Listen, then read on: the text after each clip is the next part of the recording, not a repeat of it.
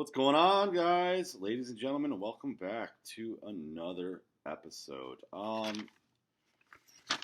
You know, I thought about making some wild swings at the fences this week, and I didn't. I played it as a week where if I go 5-0, I can really get back into in this competition and make up enough ground.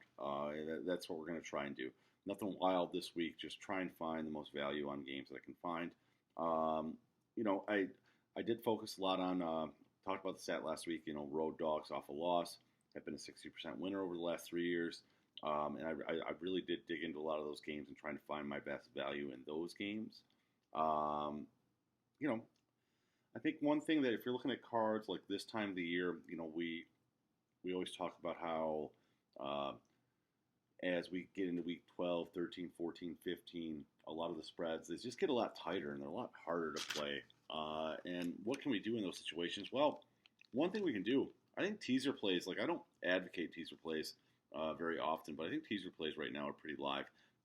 You just got to avoid that one landmine every week that we talk about. So avoid the landmine. There's a lot of good teaser plays this week that I would like to play.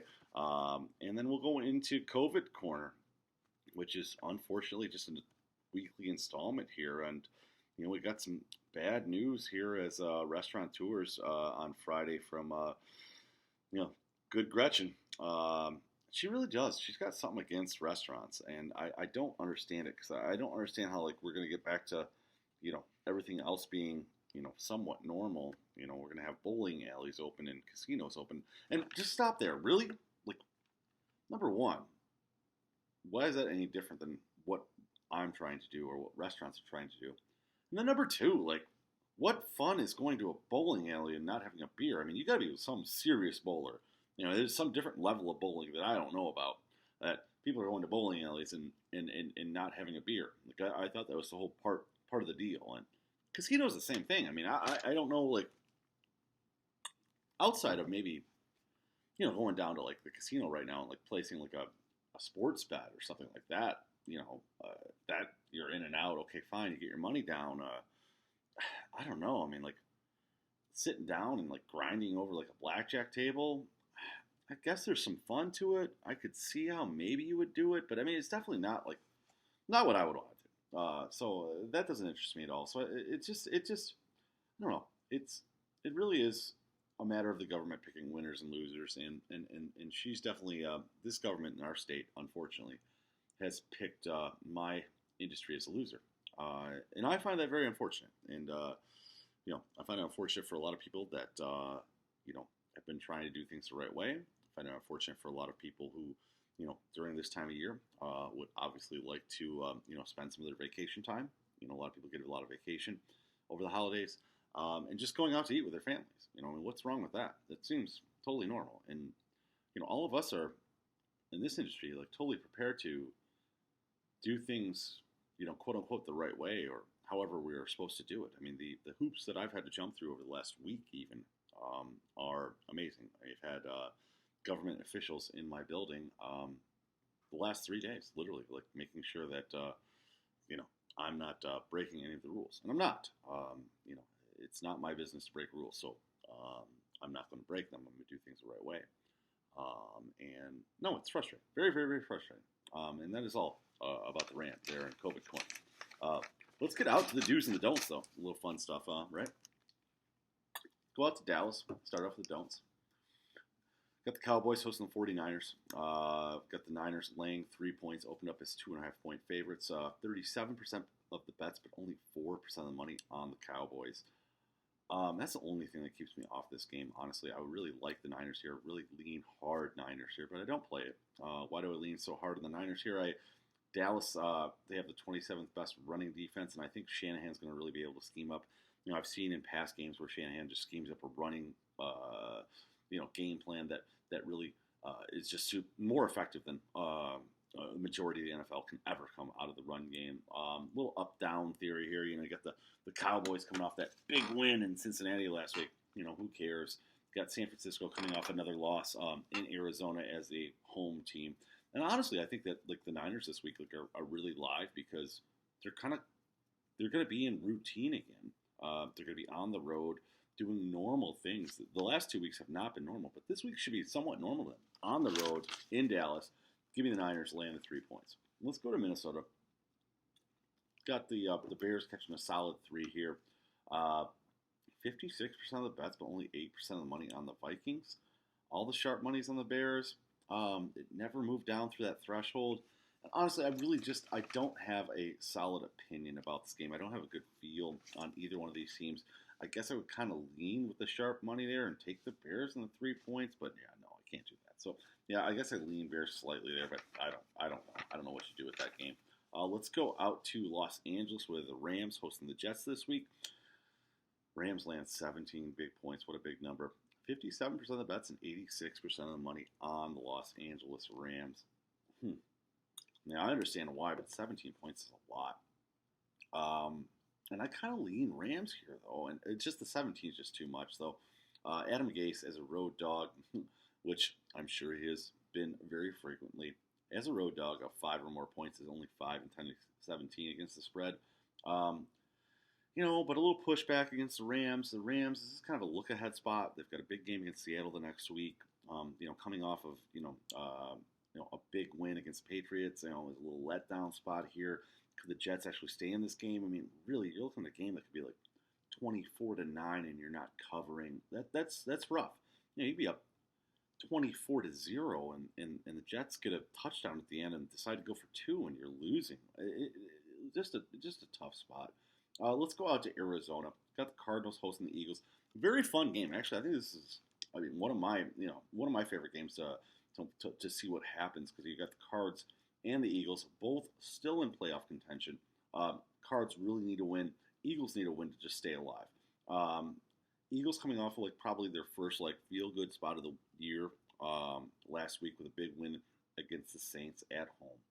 Eagles catching 6 points, 47% of the bets, 45% of the money on the Cardinals. Kind of wanted to play the Eagles here, catching the full 6. Jalen Hurts last week led the Eagles offense to 413 yards, against the Saints, who, are touted as one of the best defenses in the league. But I look at the secondary for the Eagles, and they are really beat up. Out 3 starting secondary members, 2 corners, and a safety. Darius Slay out this week. That makes me stay off this game, but I can't stomach playing the Cardinals at -6, so I'd lean Eagles, take the 6 points in a game that I do think will be pretty close. Let's go out to New York. Get the New York Football Giants hosting the Cleveland Browns. Browns opened up laying 4, out to a solid 6.5 now. And I just play the Giants here on a little up-down theory. Not that the Browns won last week. They played a very emotional game where they looked great at home against the Ravens. Looked like the Browns' offense is really clicking. And I told you last week it was a show-me spot for the Browns. They kind of showed me. I mean, they showed up. I was pretty impressed with their performance. But, I think this is a letdown spot for the Browns. Off that short week, little up-down theory here. Browns off a good loss, I guess you would say, or at least a very impressive primetime performance. And the Giants just laying an egg, totally just getting destroyed by the Arizona Cardinals last week. They really even shouldn't have gotten destroyed. I mean, the Cardinals, they should have gotten to beat a lot more last week. The Cardinals had 3 possessions in the red zone within the first 10 minutes of that game, only scored 6 points. Colt McCoy in for quarterback for the Giants this week. And that Cleveland defense, I think they were kind of exposed last week. We talked about it before, but the Browns have they played 3 of the worst worst weather games of this season, and some of those defensive numbers have been inflated because of those 3 bad weather games they played last week. And the Ravens really showed them that they're really not in a top third defense. They really aren't. They're more middle of the pack. And I think that the Giants could definitely put some points up this week. And I like catching the solid 6.5. Definitely lean Giants this week. Let's go out to Baltimore. We've got the Ravens hosting the Jaguars. I don't know. I couldn't stomach doing either one of these things, laying 13 with Baltimore or catching 13 with Jacksonville, so I stay away. Definitely lean Baltimore here, though. The Jags need to lose. The Ravens need to win. Last 2 weeks, the Ravens have put up 34 and 47 points, respectively. And I really just thought that Lamar looked the most Lamar-like that I've seen in quite a while. Probably in about a full calendar year. Like late regular season Lamar last year, where really he was being very decisive with his when he would take off and run, and not go to the sideline, cut it up field, those type of things. And that 4th and 5 play, honestly, that was against the Browns late last week. I mean, it was awesome. Solid. Oh, it's 4th and 5. We're gonna get Lamar out in space. Let him do what he wants to do. He definitely looks like he's about to hard run, and then just flips a dime 38-yard pass in the air to Marquise Brown for a 50-yard touchdown to get the Ravens the victory last week. And speaking of which, if you bet that game last week and you were Browns +3, Ravens -3, and that whole let's pitch it back and forth thing, and you're seeing that ball just slowly sneak back towards the end zone. Oh my gosh, I wish that the sports books in Las Vegas were alive and well, and you could get some live reaction to everybody going, oh no, because that was definitely an oh no, oh shit type of play. Let's see here. We go further into the don'ts. We go out to Indianapolis, where you have the Colts hosting the Texans. Houston catching a solid 7.5, opened up at 6.5, appropriately so. 64% of the bets, 57% of the money on the Indianapolis Colts. I just think this is an injury type game. The Colts playing for a lot. The Colts are very healthy. Only 3 questionable players on their injury report. 2 of the 3 likely to play. And the Texans are just beat up and injured, PED, suspensions, all those types of things. And it's just a big game at home for the Colts with high stakes. But I stay away. The Texans are a road dog off a loss. Kind of a sneaky play there. I don't know if you can do it, if you can stomach taking the Texans in 7.5. I can't. So I lean Colts here and lay the 7.5. Let's go out to Washington, where we have the Washington football team hosting the Seattle Seahawks. This game is at 6, out to 6.5 now. We have it at 6. 43% of the bets and only 14% of the money on the Washington football team. That line really hadn't moved around all that much, and I just think it's a spot where Vegas isn't scared. They kind of want you to bet Seattle here, even though the money's coming in. They don't mind it. Take Seattle, go ahead. So I would lean football team.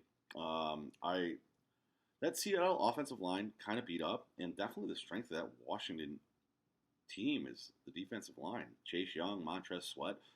Just really getting after the quarterback. And I guess the one thing that would keep you off Washington this week is Dwayne Haskins starting at quarterback. I've definitely beat Haskins up here over and over again. But the one thing Haskins does do against a poor Seattle secondary is he can get the ball deep to Terry McLaurin. And McLaurin's numbers with Haskins at quarterback are far superior than the numbers that he puts up with any other quarterback. So they have some sort of connection. I would definitely lean Washington there. All right. We got through all these. Did that. Yeah, I think we did all the don'ts. Yep, did the don'ts. Let's do the do's. And we start off in Nashville, Tennessee, where we catch the Lions catching 11 points. This game opened up at 10.5, got all the way out to 11.5. We caught it at 11. That game's down to 9. 68% of the bets, 79% of the money on the Titans. That line has moved today down to 9 because Matt Stafford's going to play. And I read a couple articles throughout the day and when I got home about why a lot of people are upset or confused as to why Matt Stafford's going to play. And on paper, or on the surface, I guess you would say, I get the conundrum. Why would you should probably try and lose these games and this and that. And, if Stafford gets further injured or further hurt, his trade value may go down because the Lions may be looking to deal him. And I just say bull. No. Bunk. No, I don't agree with that at all. I think this is a perfect spot to play Matt Stafford if he wants to play.